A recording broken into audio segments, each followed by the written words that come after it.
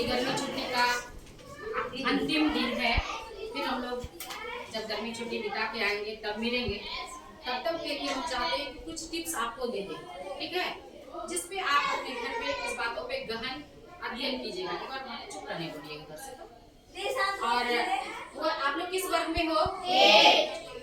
सारी बच्चियां मेरे ख्याल से मेंस होती हैं। Yes ma'am. जिसे हिंदी में क्या कहते हैं? मासिक स्राव कहते हैं। ये जब पीरियड होता है हम औरतों को, लड़कियों को, तो उस पर विशेष ध्यान देने की आवश्यकता होती है। कल का एक चैप्टर हम लोग पेपर में हम लोगों ने पढ़ा था कैंसर, ठीक ना। तो कैंसर भी बहुत तरह का होता है, जो कि यूट्रस कैंसर होता है और स्तन कैंसर होता है, जो हम लोग महिलाओं में होता है। तो ये कैंसर क्यों होता है? तो अगर हम सावधानी नहीं बरतते हैं, बहुत सारी बच्चियां मेरे ख्याल से कपड़ा यूज करते हैं। कोई बच्चा पैड लाया है अपने बैग में? हम लाए हैं, निकाल के दीजिए उसके बैग से। तो बहुत सारी बच्चियां कपड़ा यूज करती है। ध्यान से सुनिए, आप कपड़ा कभी यूज नहीं कीजिए। 2 पैसा बचाने के चक्कर में आप करोड़ों की जिंदगी को गवा बैठिएगा। उससे क्या होता है? इन्फेक्शन होता है। कपड़े को क्या आप धोते हैं, डिटॉल से उसको वॉश करते हैं, धूप में सुखाते हैं, उसके जर्म को मारते हैं? नहीं ना। तो हम कपड़ा यूज नहीं कर सकते। हमको क्या यूज करना है? देखिए, जो भी ये मुक्ता राजलाई है, और उसको बहुत बहुत धन्यवाद देते हैं कि ये बच्ची अपनी सेफ्टी के लिए अपने बैग में क्या रखी है? आवाज दीजिए। स्टेपनी, जिसे हम पैड भी कहते हैं। तो इसमें देखिए सुरक्षा का कितना है। जब हमारा स्राव होता है तो ये बैंड है, चारों तरफ से सिलाई है ना। क्यों? क्योंकि जब रक्त स्राव हो तो वो बहे नहीं और हमारे कपड़े में लगे नहीं, और यह जो है कीटाणु रहित होता है। इसमें कोई इन्फेक्शन होने का डर नहीं होता। तो हम आज से प्रण लेते हैं कि सिर्फ और सिर्फ पैड यूज करेंगे और अपनी स्वास्थ्य का क्या करेंगे? सुरक्षा करेंगे। थोड़ी सी गलती की वजह से हमारे जीवन में बहुत सारे परेशानियां खड़ी हो जाती है, ठीक है। तो आज के बाद कोई कपड़ा नहीं लेंगे। अपनी मम्मी को बोलेंगे कि मम्मी हमें पैसे दीजिए, मैं पैड लाऊंगी, या मम्मी को बोलिए आप वो ला दें, ठीक ना। पहली बात। और अगर इन्फेक्शन होता है तो वो जो है अंदर ही अंदर यूट्रस के माध्यम से हमारे शरीर को नुकसान पहुंचाता है। दूसरी बात, स्तन कैंसर। स्तन कैंसर किसको कहते हैं? ये हमारा जो स्तन है उसको यहाँ भी कैंसर होने का डर रहता है। तो इसको जांच करने के लिए आप क्या करोगे? जब स्नान करोगे, ठीक है ना, तो देखोगे कि जब मासिक धर्म आता है तो उसके आगे ही 2-4 दिन पहले हमारे शरीर में जो हार्मोन्स का परिवर्तन होता है, वो बहुत सारे कई चीज हमारे शरीर में परेशानी उत्पन्न करता है, जैसे चिड़चिड़ा हो जाना, गुस्सा होना, भूख ना लगना, और किसी काम में मन नहीं करना, सुस्ती आना, ये सारे लक्षण हैं। तो उस वक्त भी आप लोग एक ध्यान रखिएगा कि ये जब स्नान करने जाइएगा, इसको ऐसे हाथ उठाइएगा और चारों तरफ से चेक कीजिएगा, ऐसे कर, है ना, कि आपके स्तन के अगल बगल कहीं गिल्टी तो नहीं है, गांठ तो नहीं है। अगर आपको गांठ दिखता है आप तुरंत अपनी मम्मी से कहें। किससे कहिएगा? अगर मम्मी से नहीं कर सकेगा तो किससे कहिएगा?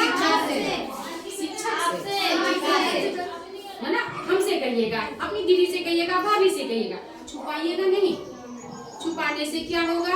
आप बीमार हो सकते हैं। समय पे जिस चीज को पता चल जाए उसका इलाज हो जाएगा, वो फिर नहीं हो पाएगा। और कैंसर फर्स्ट स्टेज में बचाया जा सकता है, सेकंड स्टेज में बचाया जा सकता है, थर्ड स्टेज में भी बहुत ऐसे लोग बचते हैं। मेरे पास मिसाल है, वो ज्योति जोशी एक हैं और इतनी सशक्त महिला हैं, उनको कैंसर थर्ड स्टेज में था। उसको डॉक्टर ने लिख दिया था कि ये नहीं बचेगी। उन्होंने अपनी हिम्मत और जज्बे से अपने आप को खड़ा किया और वो महिला आज यहाँ की है, राजस्थान की है और जयपुर की है। वो मेरी फ्रेंड है, मैं उनके घर 2-3 बार जा चुकी हूँ, ठीक है। और वो सरकारी पदाधिकारी भी हैं।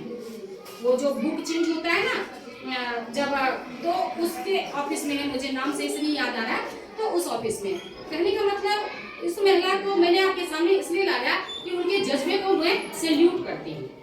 और वो अभी सिर्फ और सिर्फ सरकार का जो आयोजन होता है, जैसे 15 अगस्त, 26 जनवरी या कोई मीटिंग हुआ, उसमें वो एज ए अनाउंसर काम करती है ना। जज्बे वाली बात एक बार उनके लिए ताली बजाइए। ऐसी महिलाओं का अनुकरण करेंगे जिसके अंदर कुछ है। तो उन्होंने 3rd स्टेज में ही खुद को बचा लिया और आज मिसाल बनी है, ठीक ना। तो आप लोग कोई भी बात छिपाइए नहीं, अपने पेरेंट्स से बताइए। और एक और बात मैं बताऊं कि मेंस से पहले या रेगुलर भी बहुत सारी बच्चियों को व्हाइट डिस्चार्ज होता है। किसको किसको होता है? हाथ उठाओ, उठाओ, जबरदस्ती नहीं उठाना, जिसको होता है वो उठाएगा, ठीक ना। तो व्हाइट डिस्चार्ज यानी धार, हिंदी में उसको क्या बोलते हैं? धार। तो ये जिस भी बच्चियों के शरीर से या महिलाओं के शरीर से निकलता है यूरिन के माध्यम, तो उस बच्ची के शरीर में शक्ति बहुत कम होती है, इम्यूनिटी पावर घट जाती है। उसके साथ भी वही प्रॉब्लम होता है, चिड़चिड़ापन और गुस्सा, सुस्ती, ताकत नहीं आना। तो ये सब बातें होती है, ठीक ना। तो इसको बचाने के लिए,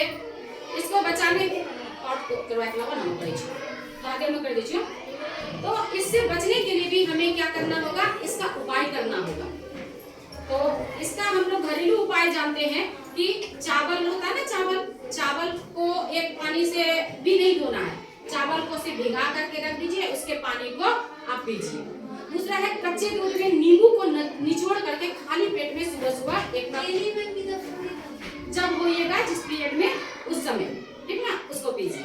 तो ये हमारे शरीर के लिए बहुत ही कारगर होता है। अगर इससे नहीं ठीक हुआ तो हम कहाँ जाएंगे? डॉक्टर से परामर्श लेंगे, उनके दिए हुए मेडिसिन को हम समय पर खाएंगे, ठीक है। और क्या था एक, हाँ, मेंस के समय में अधिकतर 3 दिन 4 दिन का रक्तस्राव होता है।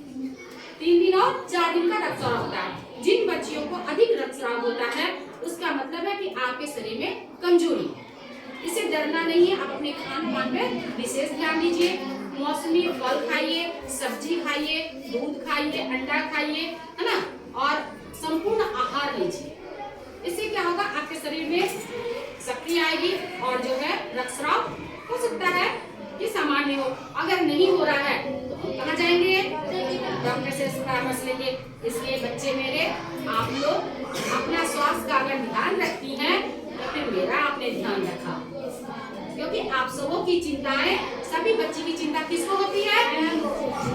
माँ को होती है। और उसके बाद किसको होती है? तो हम आपसे वादा लेते हैं, हाथ उठाइए, ऐसे करके हाथ उठाइए सारे, बोलिए कि आज के बाद हम लोग कपड़ा का यूज मेंस के समय नहीं करेंगे। हम लोग पैड का यूज करेंगे। मैम का बहुत बहुत धन्यवाद।